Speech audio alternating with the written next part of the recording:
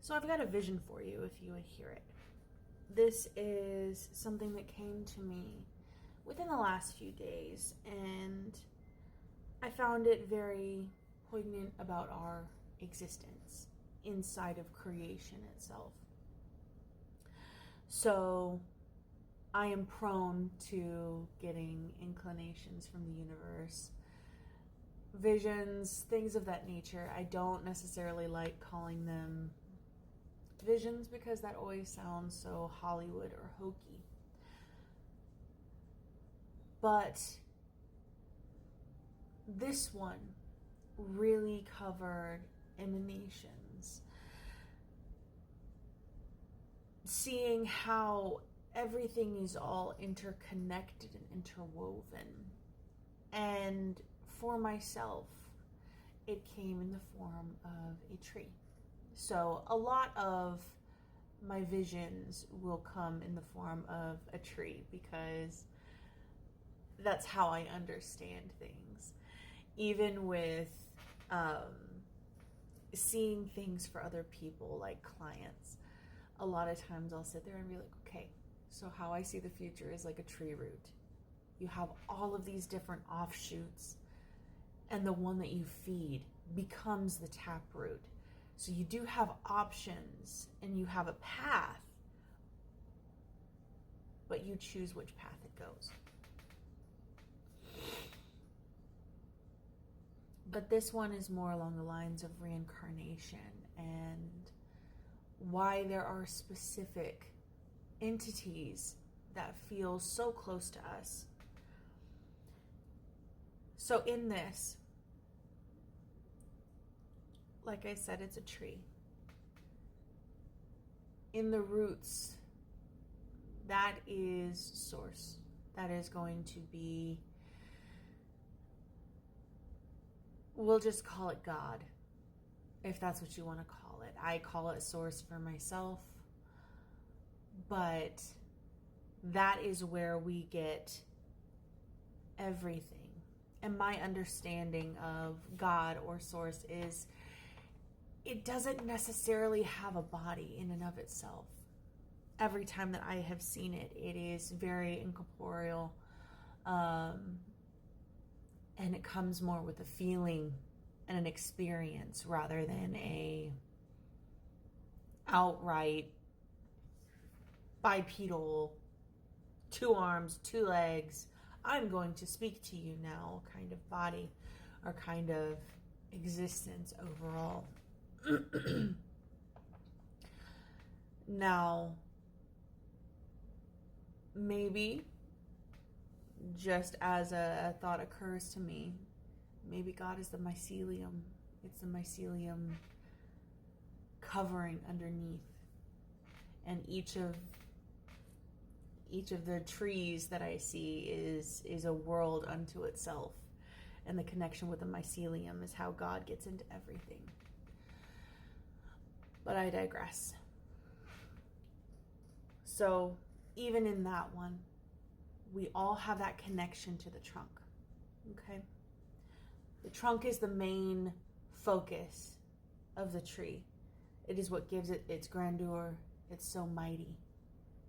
Look at the thickness. It's been around here for a long time. We know about conditions of everything by the rings, all of that. And it has all of these offshoots. And the closer that you get to the trunk, typically, and I am going to say typically, the thicker are the branches.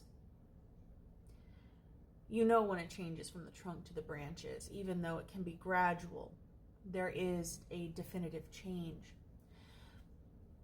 But it has branches and offshoots and twigs, and it gets thinner and thinner the further out it gets from the trunk. The trunk would be that pure energy, that pure source. We are mere leaves. We are mere flower buds upon this tree.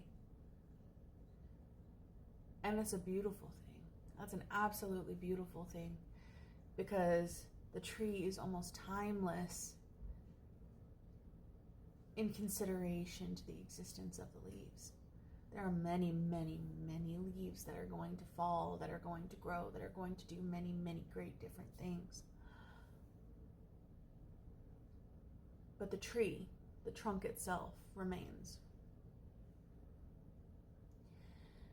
But in terms of incarnations and closeness to entities, each of the entities that first spring from the original source,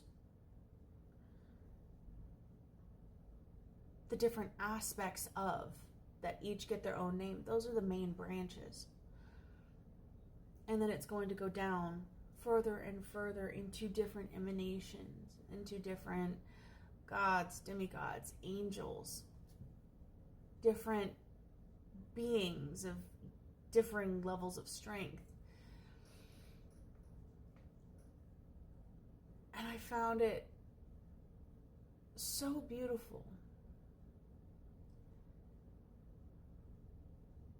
And in that, you find those that are at the very furthest reaches, the ones that are able to get the most light, the ones that are able to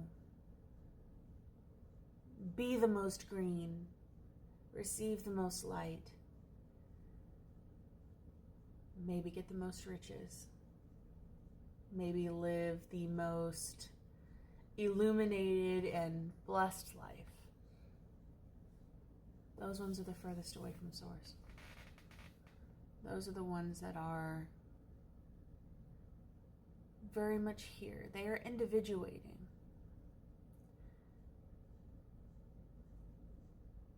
But in some way, I don't think they've lost their connection, but their life isn't about that connection.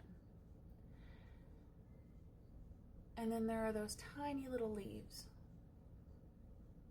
A lot of times they're a little bit stunted, but they get enough. You'll get those tiny little growths. Excuse me. Directly on the trunk.